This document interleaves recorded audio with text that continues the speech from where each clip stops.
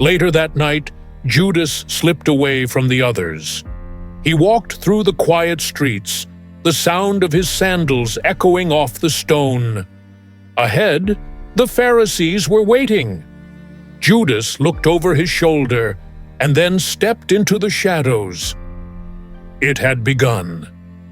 The final chapter of Jesus' time on earth was unfolding. But even in the darkness, God's plan was still at work. Judas walked through the dark streets until he reached the place where the chief priests were waiting. They looked at him carefully. "What are you willing to give me if I hand him over?" 30 silver coins, they said. Then they counted the money into his hand. From that moment on, Judas watched for the right time to betray Jesus. Jesus took his disciples to a peaceful place called the Garden of Gethsemane.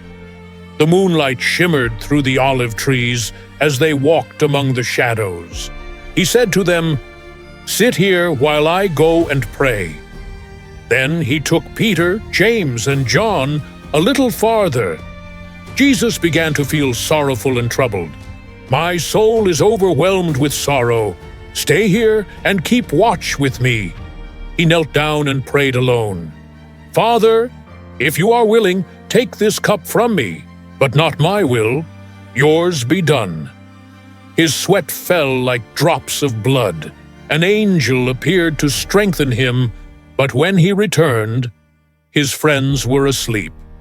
"Couldn't you stay awake for 1 hour?" Still, he forgave them. Suddenly, torches lit up the dark garden. A crowd of soldiers and officials marched in, and Judas was leading them.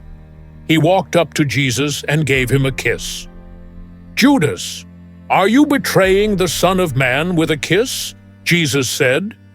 The soldiers stepped forward to arrest Jesus. Peter drew his sword and struck one of them, cutting off the servant's ear. "Put your sword away. Those who live by the sword will die by the sword." Then Jesus touched the servant's ear and healed him. Even in betrayal, Jesus showed love. Then he said to the crowd, "Am I leading a rebellion that you've come with swords and clubs? But this is your hour, when darkness reigns." The disciples ran away, and Jesus was taken alone. Jesus was taken to the high priest's house. Peter followed at a distance, staying close but not too close. He waited by a fire in the courtyard as the night grew cold. A servant girl looked closely at him. "You were with Jesus, weren't you?" Peter was nervous. I don't know what you're talking about." Another person said, "You are one of his followers." "No, I'm not." Then a third person said, "You talk like a Galilean. You must be with him." "I swear, I don't know him." Just then, the rooster crowed. Peter remembered what Jesus had told him. "Before the rooster crows, you will deny me 3 times." Jesus was taken to the high priest's house. There, the religious leaders gathered secretly in the night. They brought in false witnesses, but their stories didn't agree. High priest asked Jesus, "Are you the Messiah, the Son of God?" Jesus said calmly, "You will see the Son of Man seated at the right hand of God." The high priest tore his robe. "He has spoken blasphemy," the others shouted. "He must die." They blindfolded Jesus, spat on him, and struck him. But Jesus remained silent, like a lamb before the slaughter. At dawn, Jesus was taken to Pilate, the Roman governor. Pilate asked, "Are you the king of the Jews?" "My kingdom is not of this world." Pilate looked at the crowd, then back at Jesus. Pilate could find no reason to punish him. Pilate said firmly, "I find no fault in this man." But the leaders stirred the crowd. They shouted louder, "Crucify him!"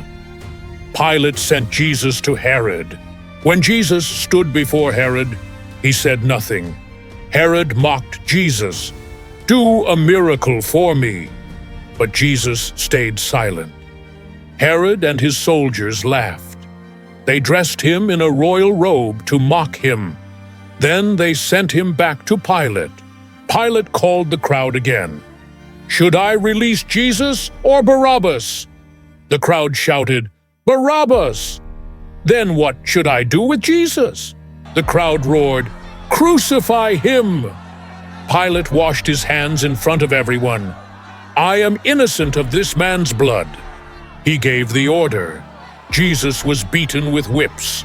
Soldiers placed a crown of thorns on his head. They mocked him, saying, "Hail, King of the Jews!"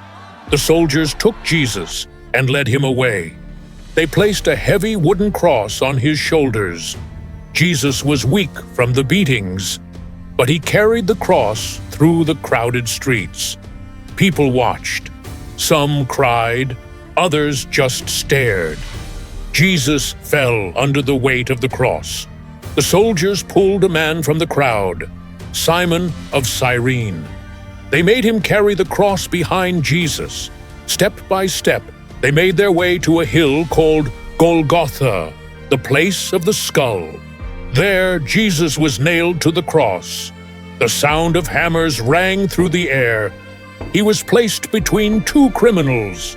Above his head, a sign read, "Jesus of Nazareth, King of the Jews." The sky began to grow dark. They reached a place called Golgotha, the place of the skull.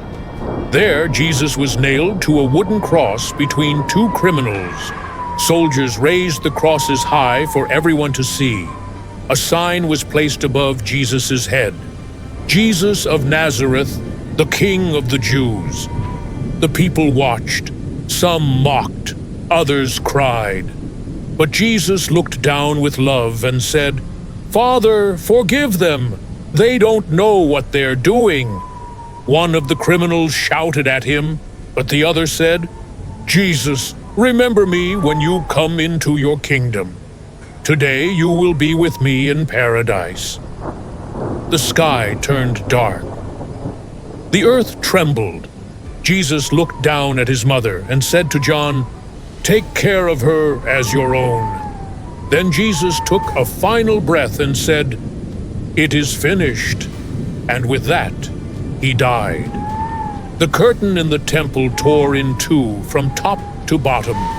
A Roman centurion nearby whispered, "Surely this was the Son of God." A kind man named Joseph of Arimathea went to Pilate and asked for Jesus' body. With care and respect, he and Nicodemus wrapped Jesus in clean linen cloth. They laid his body in a new tomb, one that had been carved out of solid rock. Then a large stone was rolled in front of the entrance. The sky was quiet. The earth stood still. The disciples were heartbroken.